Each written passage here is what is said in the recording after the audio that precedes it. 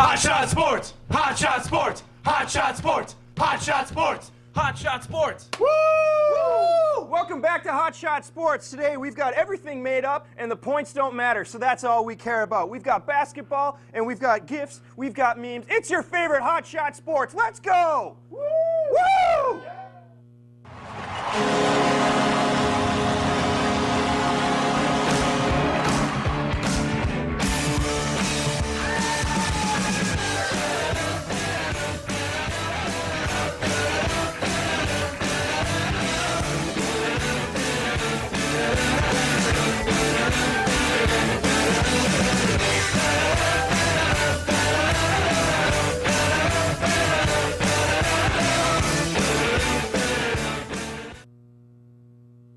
Welcome back to your favorite sports show. It's Hot Shot Sports. We've got plenty of stuff to talk about right now. Let's start off with some college basketball.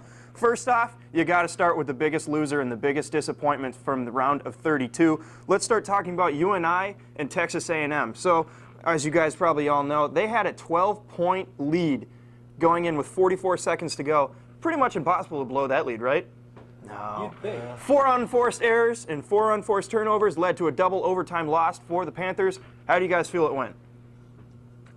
Like you said it yourself, they statistically, at one point, I think it was 35 seconds left, they had a 0% chance, Vegas or whatever it was, with 35 seconds left, to lose that game. I think Adam's got the exact number right. Yeah, look at this. So I'm a stats kind of guy, and I actually have charts and everything. It's kind of amazing to look at. It's so high up, their chances to win for Northern Iowa. This is like with 44 seconds to go.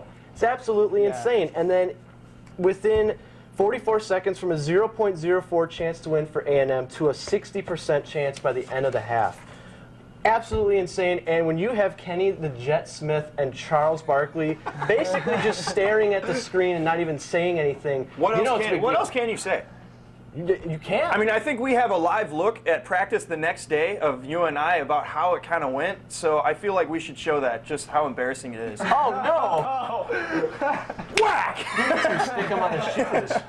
We'll get to stick him later, but you know what? It's just embarrassing. So, I mean, you've got blown leads, but we've got some even better stuff going on. I mean, it's the round of 32. How exciting can it get? Oh my God, it's can only crazy. go up. You've got a great Badger shirt to go for it. We've got Wisconsin and Xavier. What went on, Colin? The dorm erupted. I live in Hutch Hall. It was insanity. People were running through the halls, screaming. It was beautiful. But Jim Valvano said it best: survive and advance. We weren't looking like we were going to advance, survive and advance. But luckily, the Badgers pulled one out. You can't. Everyone's talking about Koenig. You can't just talk about him. Showalter had a huge charge call, 4 seconds. Showy just showing out. Yes, exactly. And then Koenig, as he said after the game, channeled his inner Steph Curry. He had 20 points on the night, but it was pandemonium. What did you guys think when Greg Gard, when he was interviewed after, said, "Oh, we practiced that game winner"? I thought that was amazing, and it actually played out. I mean, doesn't every team practice game winners? But it's in your head. You just practice whatever you got. It's just at the end of practice, you probably just throw up a couple threes or half quarters. I mean, if I'm mistaken, the Aquinas alum Koenig actually had the last 6 points for the Badgers, and he had 2 threes there. Yep. So I mean, that's pretty impressive in itself. But you got to be a little disappointed that Xavier blew it. I know Bill Murray's a little disappointing. The next morning, we saw how he woke up. There he is. It's disappointing. So that's the power of the X right now. It's all out. It's all gone. It's all out. There is no more X. The X. There's this much left. We've got a little bit of a shot here of what Bill Murray woke up to the next day. It's a little eerie. I feel like we should see that. Or not?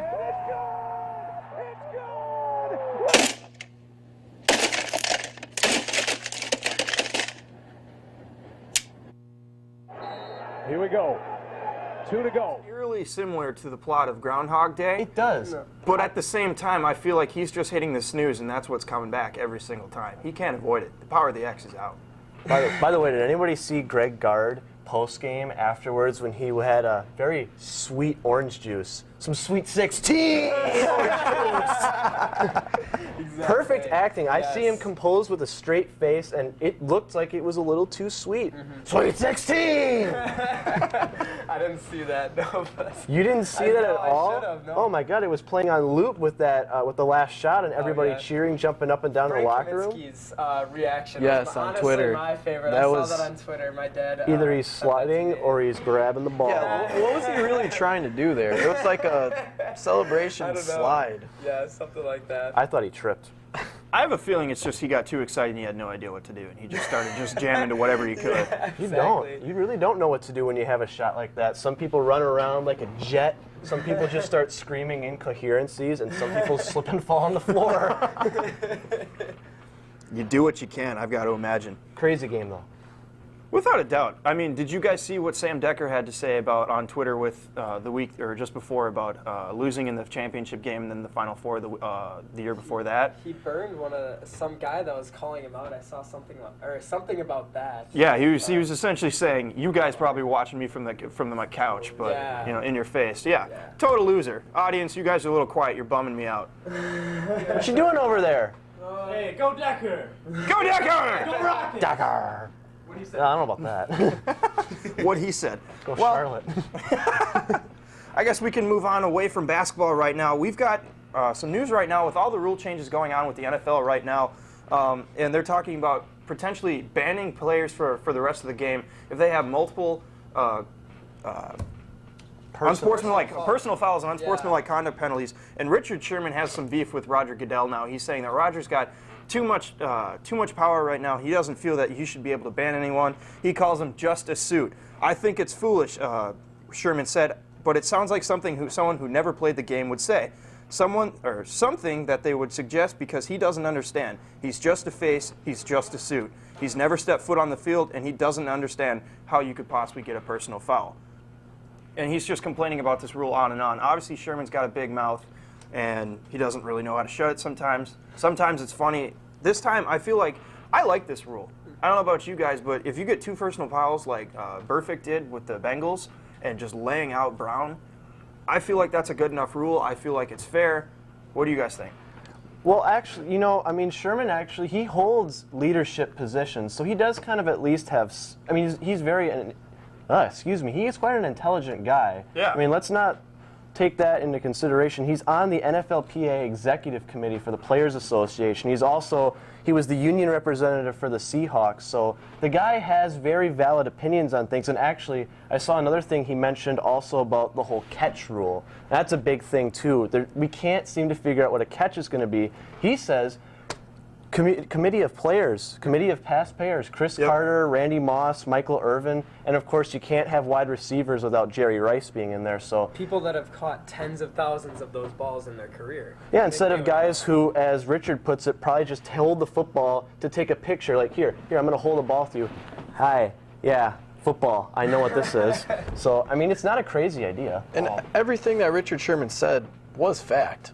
Roger Goodell has never played in the NFL, and he is just a suit, but that's why the owners elected him as commissioner, to make them money. So do you feel he's overstepping his bounds with trying to get this rule passed, though? I think there should be a collaboration between players and owners and executives to come up with rules, so you can get a little bit of both sides. I feel like ever since Gene Upshaw passed and we've got Maurice Smith now as the head of the NFLPA, it seemed like it's gotten completely politics where the NFLPA is Democrats and the NFL side is the Republicans. They're not going to agree with anything. Even if it benefits both sides, they're just going to disagree because it's the other party. I feel like there's such a divide right now that this is kind of getting to that point. Do you agree? Well, again with that too, like Roger Goodell, like from a fan standpoint, especially on social media and stuff like that, he has a very low approval rating. I feel like that's like you always see, even the meme that we had up there. I was going to say it's the fines. He's even fining WMCM because he doesn't like Hot Shot Sports, if you didn't hear about that. $50,000 suspended. Exactly. I guess UWL's best kept secret is no longer a secret. It's gone. Exactly. But so he made it the no fun league. That's what people are like. That's what the fans already think. So I feel like by changing the game even more, and I see why Richard Sherman was upset. He's changing the game even more, and it's a shadow of what it was even 10 years ago. So I just think that's sort of interesting that like it's kind of being pushed in a different direction. I think that's why Sherman. Would you guys go with 3 personal fouls and you're out, or do you like the 2 idea? I don't think a single person has had 3 personal fouls in a game. Yeah. I can't imagine you see it anymore, but it's different for me. I feel like some of the rules that he's made, like the kickoff, it's understandable. It ruins the fun, but there are some rules that are really necessary to have. But I don't know. I feel like the 2 personal foul rule, I agree with it. I think it is a good thing. But I can also understand Sherman's point of view where you could see how it would maybe something would happen and be like 2 kind of either bad calls or something like that. Someone kind of gets screwed out of the game and gets ejected. Kind of talking about relating this to college, like the targeting rule. Yeah. Where I feel like that's one of the worst rules in college football, even though it's Really? meant to protect players. I like the rule. I think that's a good rule just because that is an intentional hit. There are a lot of times because they do review it. They call targeting, they'll review it. And if it's not, they'll just See, try to Well, do then a it's a little personal foul. arbitrary, don't you Well, think? I feel like the whole review process is beneficial for that. Otherwise, it's the split second. It's really tough for the refs. So I like the targeting rule. I feel like it should come to the NFL. Did you also see that they eliminated the chop block? They did. Completely Yep. eliminated that, and As point a after. penalty? Yeah. Well, it's just from what All I chop see, blocks it's are penalties. all gone. Okay. And then they also put PATs permanently at the 15-yard line. So I like that. I did like thought it. it was a good addition to the league this year. I didn't realize it wasn't a permanent thing up until now. Yep. So, the NFL also came up with an idea of potentially using the red card, yellow card system like professional soccer uses. I feel like that could be somewhat beneficial and a little bit foggy at the same time. Yeah. That would sort of kind of be similar to what Goodell is proposing now, like where you only get 2 personal fouls. Then I feel like that'd be similar. Like you only get 2 yellow cards, say in soccer, Yep. and then you're ejected. Yep. This is where they need to use preseason just to test these things out and see how it goes. This is where we want preseason. So They now also- we do want it. It's weird. Yeah. Never sure thing. Maybe preseason can be somewhat enjoyable after all. Moving on, we're going to go away from football now. Let's go on to basketball, professional basketball. We've got Anthony Davis. He's now been shut down by the team for the rest of the year. The New Orleans Pelicans feel that his shoulder is hindering his performance, and he needs to be done for the year. But now what's coming out today and a little bit yesterday was that he's actually been healthy, or he's actually been not healthy his entire career with this issue in his shoulder. Do you think do you buy it? Do you think that this is something that he actually needs to be done with and get the surgery, or is there something else going on? Honestly, I think it was a smart move for the Pelicans. He was kind of a shadow of what he was last year. He really dominated.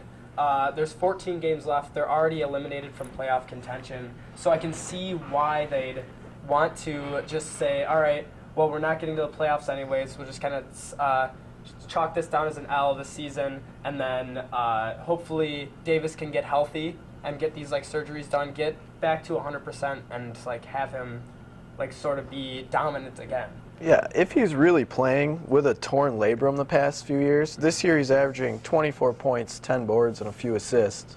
So those are pretty solid numbers to be playing with a torn labrum. Exactly. So I think you got to clean it up and get him back out there in 4 to 5 months. And let's not forget the fact he's only 23 years old. Yep. I mean, if there's any time where you're going to get reconstructive surgery to the extent that it's going to be, it would be now. Because Yeah. if you get past that 24, 25-year period in your life, you got to understand athletes' careers can be so short. And the average NFL career is 3.5, 4 years? Not even. Not even that. So if you're going to get a big reconstructive surgery like this, do it now. I think the only thing that maybe would have kept him was he really wanted to play in Rio this Yep. year. He really wanted to play in the Olympics, and he actually got pretty emotional, I think, when he admitted that he won't be able to play. So things like that can wear on you, but I think he did make the right decision. I think that's a big decision. It's smart that the guy actually agrees with it. Obviously, he probably is not the biggest fan, but he's been wearing a shirt that apparently some compression shirt that's been able to help him out. Mm-hmm. So I don't know if I buy that so much, but obviously, if you can't play in the Olympics, it's probably not going to be his last. But obviously, it's a little bit of a disappointment and it's a hard decision to make. But it's got to be done. What about that Pelican team, too? That's just a team of injuries. They were a playoff team last year, and Yeah. they're not even close to making it this year. Yeah. Exactly. Well, at the end of the day, like what I was going to say is that they just want to go, or kind of agreeing with you and how he wants to go to Rio. He just wants to play basketball. That's all these athletes really want to do. They want to go out there and play. So you can see where he'd be disappointed in the fact that he won't be able to play, but ultimately it'll be better for his career, like you were saying, to get all these surgeries done. Well, yeah, and so he can be that franchise player, and so they can begin to start fighting for, like Nelson said, they're a playoff team. They can make it, so they can fight for that 8, 7, 6 seed and really start going. Well, that was fun. I'm not a fan of basketball. Are you guys? No. College basketball. College basketball. Oh, well. Well, let's go to something we are fans of. We love perfect pets, so let's take a look at those adorable pets up for option right now.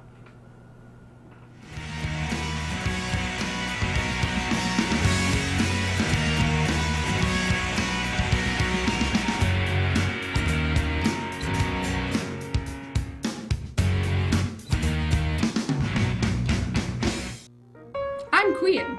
I'm 2 years old, super sweet, and very outgoing. One of my favorite hobbies is snuggling.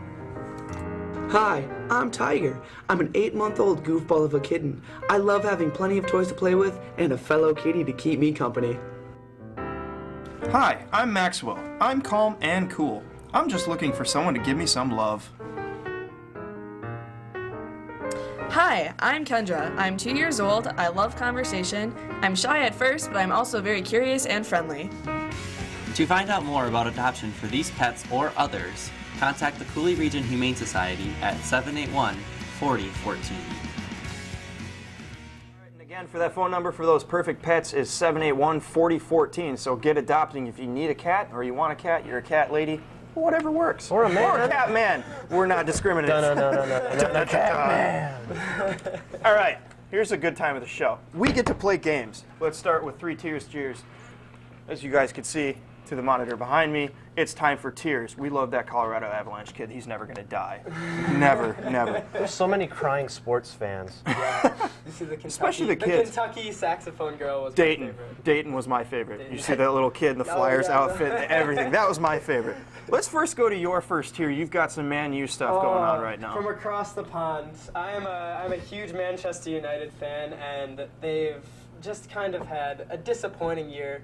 Cue up the GIF right there. That's the goal that really knocked us out of the Europa League. I have to admit, like, great goal from Philippe Coutinho of Liverpool, who's one of Manchester United's like arch rivals. But we need to win a trophy this year. They had me crying, sad naps. But yeah, thank you for that. But it's just been a sad year overall. I've had lots of tears because of Manchester United. So. Who wouldn't cry about soccer? I mean, come on.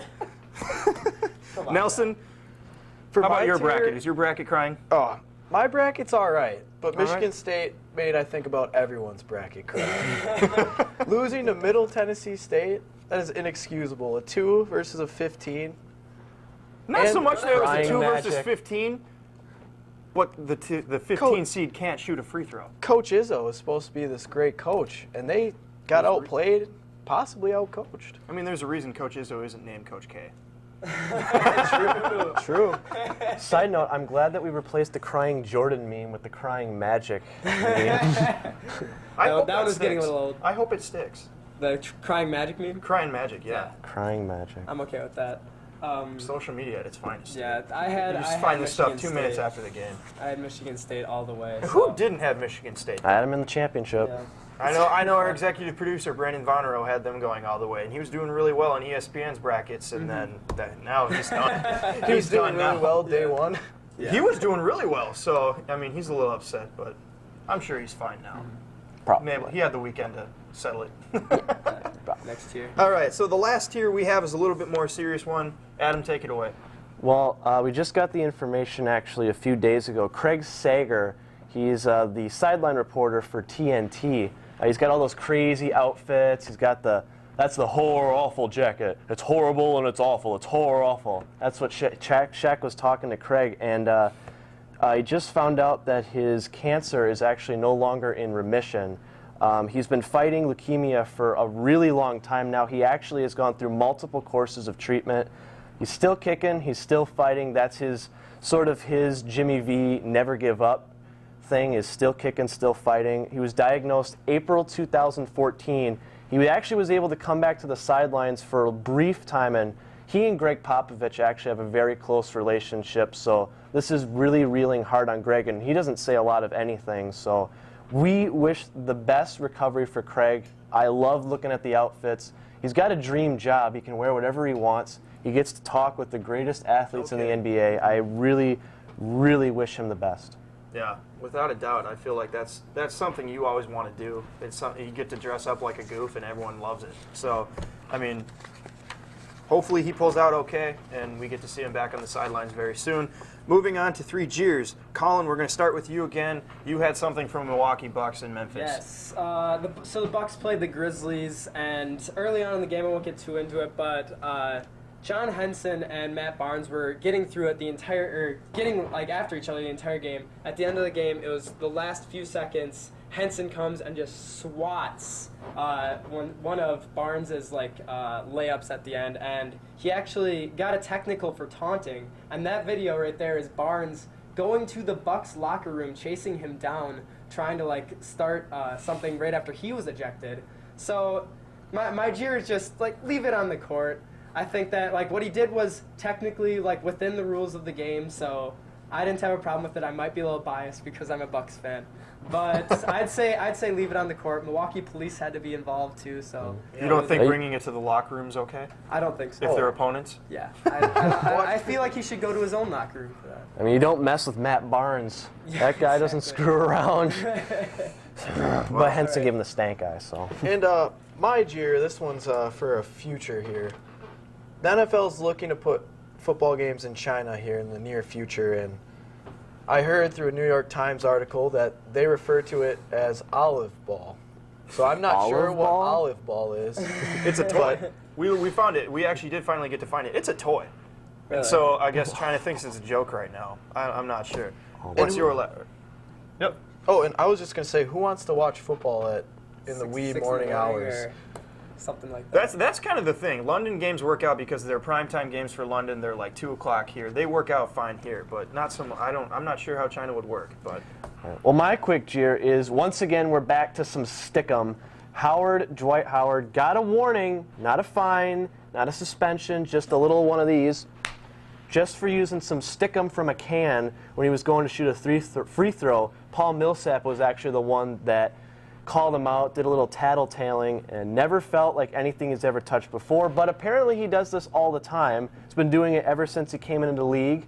The only things you're allowed to use are dry stickum substances, like resin that you use on a bow when you play a violin, the chalk, and you can also use liquid chalk too, but none of this. So, I mean, he got off light, he didn't get a penalty, and it's kind of annoying. Yeah, well, I guess we've got another break going on right now, so let's catch it up, and we'll see some promos right now.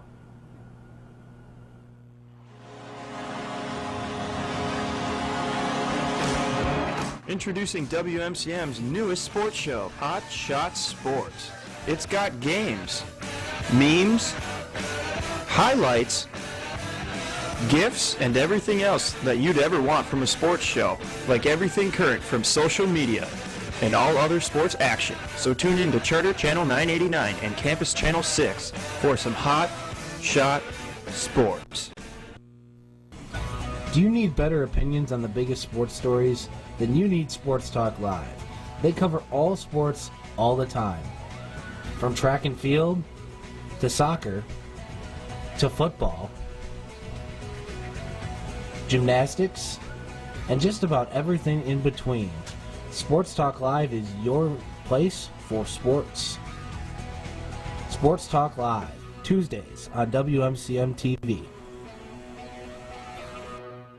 Back to Hot Shot Sports. We had to cut that a little bit short here, but let's move on to tennis now. We don't get to talk too terribly much about that, but we had a little bit of a controversial statement from Raymond Moore coming out where he basically bashed women's tennis, saying, or here's his exact quote right now, in my next lifetime, when I come back, I want to be someone in the WTA because they ride on the coattails of men. If they don't make any decisions, and they're lucky for that, they are very, very lucky. If I was a player, and I'd go down on my knees and thank God for Federer and Nadal that they were born, because they've carried this sport.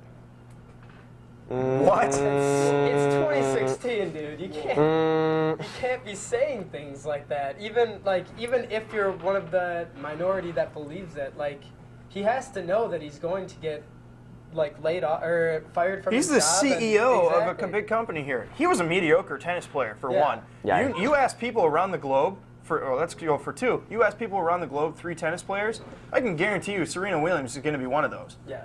I mean, I don't even know what to how to react to that. Like it's just so beyond. I'm thinking about this as like an American, and I couldn't even remember who the last American male was that won a Grand Slam. I had to go back and look, and it was Andy Roddick in 2003.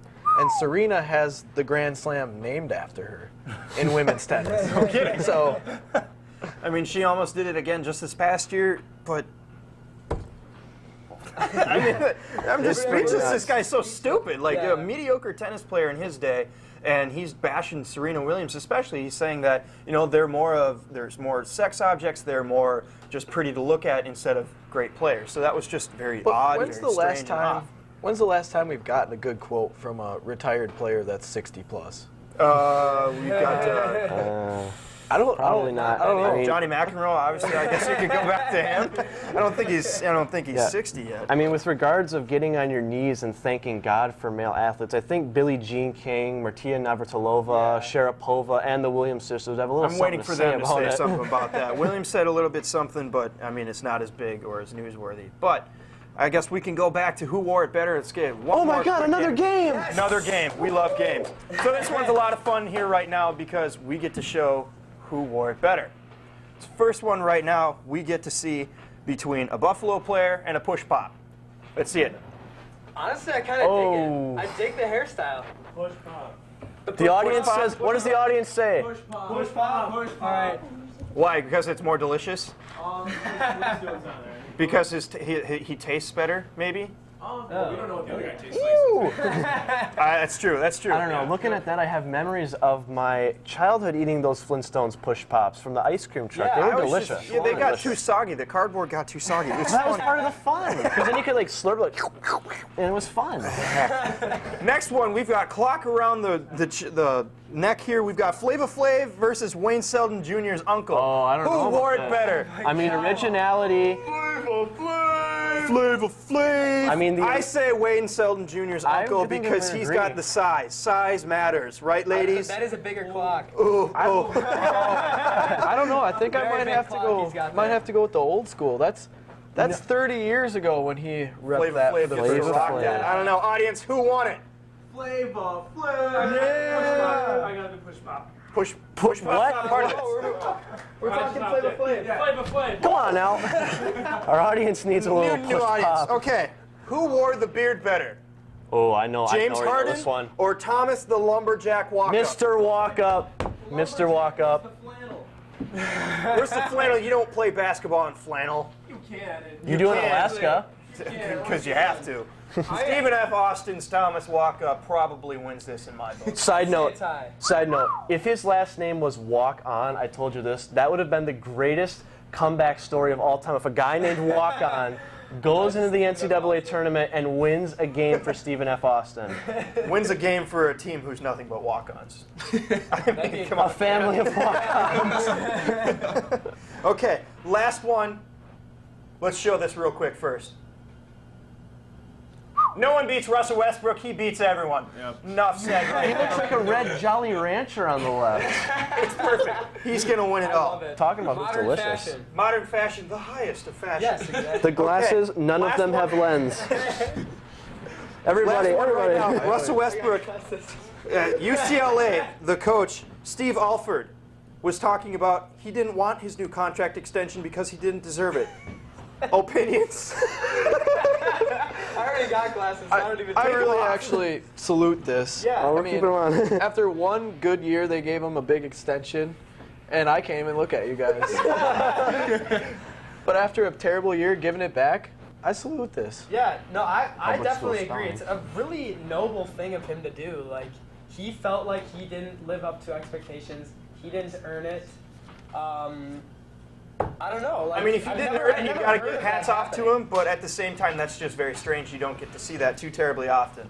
Well, again, hats off to him. Yeah. Very strange situation, but he kind of put himself in that situation, right? Round of applause for our audience right here. And thank you for joining in to Hot Shot Sports, the greatest sports show really WMCM ever had. Woo! It's our favorite. Yeah! It's your favorite.